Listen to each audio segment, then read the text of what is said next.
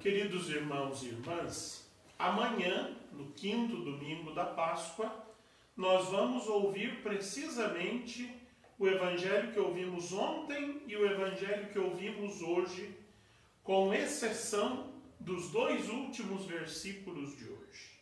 O evangelho de amanhã se conclui com a notícia de que Jesus vai para o Pai. Mas nós podemos então hoje destacar deste evangelho a unidade de Jesus com o Pai. E isso vai também aparecer amanhã. Eu e o Pai somos um. A palavra que eu anuncio não é minha, mas do Pai. As obras que eu realizo não são minhas, mas do Pai. Jesus quer dizer aqui que ele está em plena comunhão, em plena fidelidade ao projeto do Pai. Ele encarna de forma insuperável o projeto de Deus para a humanidade.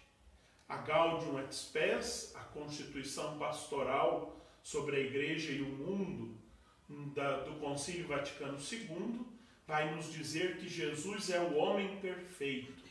Exatamente nesse sentido.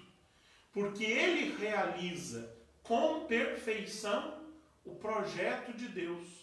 E a humanidade é um projeto de Deus. Porém, um projeto que foi desconfigurado pelo pecado.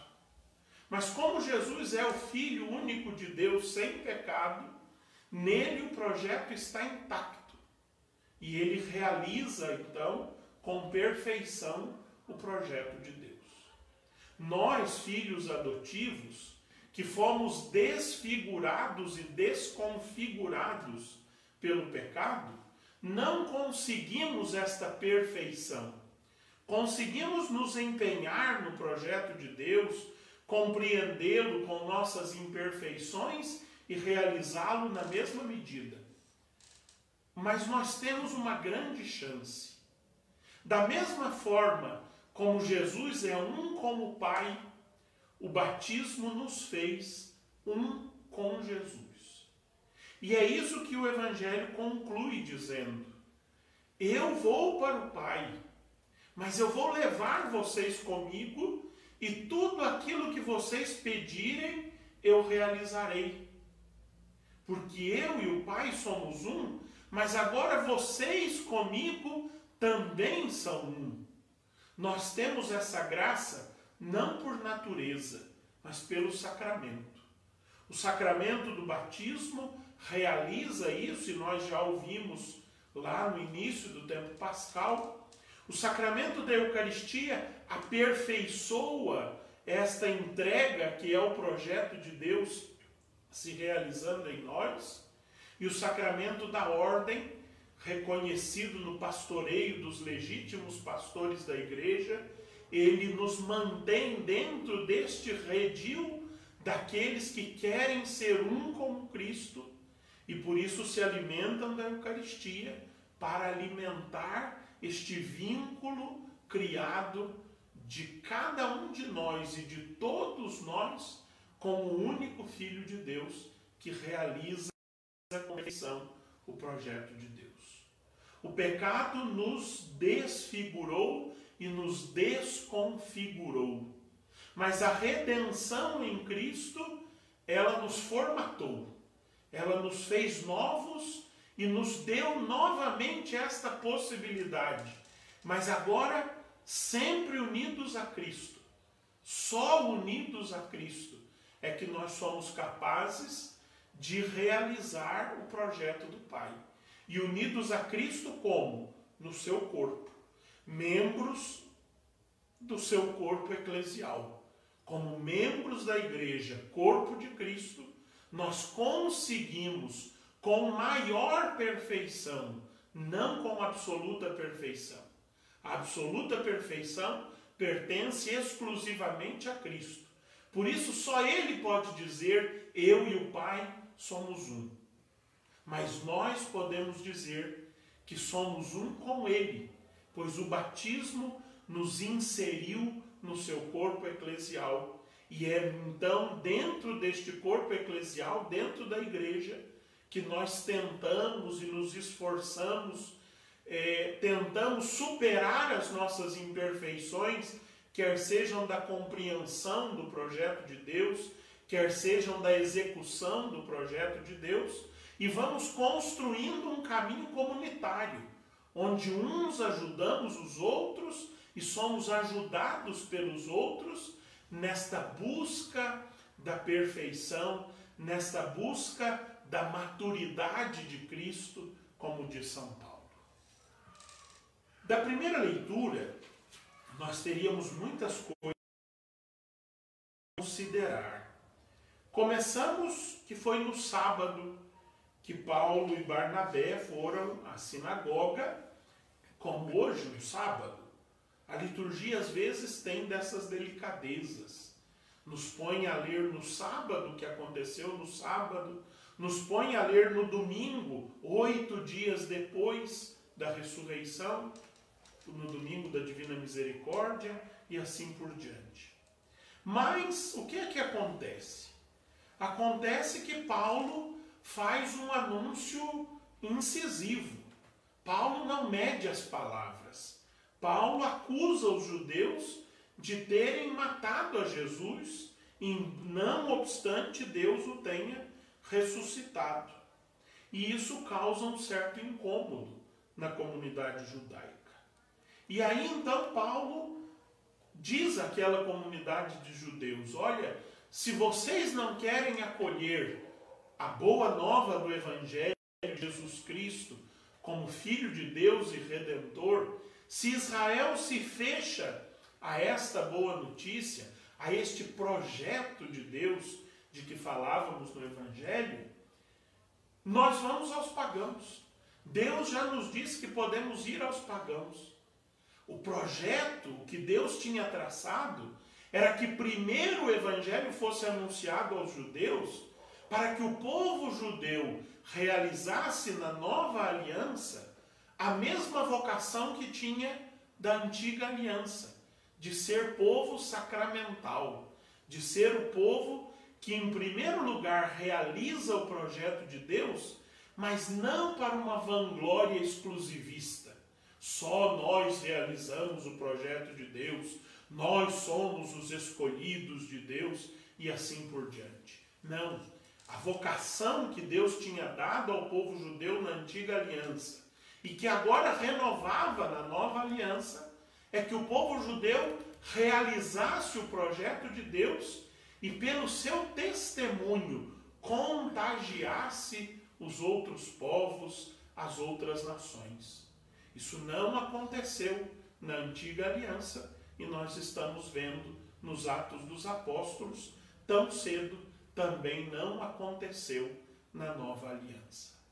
Aqui então o Evangelho vai se estender aos pagãos. Se vocês não querem ser o povo sacramental, nós temos que dirigir-nos a eles, porque a vontade de Deus é que todos se salvem. Deus não tem essa exclusividade que nós gostaríamos que Ele tivesse conosco. Só nos amasse, só falasse conosco, só realizasse em nós. Não. Deus quer que todos se salvem e por isso Ele se empenha para que o convite a essa salvação chegue a todos os povos.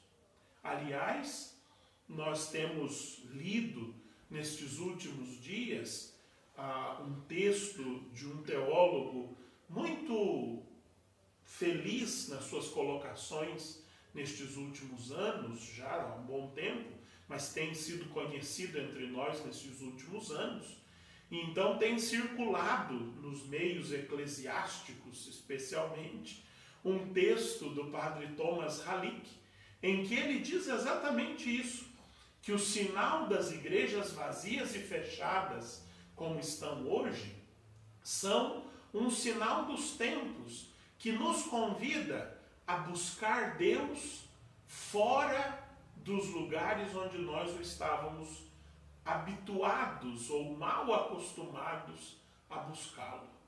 Somos convidados nesta situação, como Paulo e Barnabé na primeira leitura, a buscar Paulo e Barnabé talvez fossem levar Deus a outros povos, a outras cidades, a outras culturas. Nós somos desafiados hoje pelo padre Thomas Halick a buscar Deus noutros lugares, noutras realidades, especialmente aquelas em que nós estávamos acostumados a dizer que Deus não está. Nós estávamos muito acostumados, por exemplo, a dizer para todos os cantos que o carnaval é do diabo, que no carnaval Deus não está.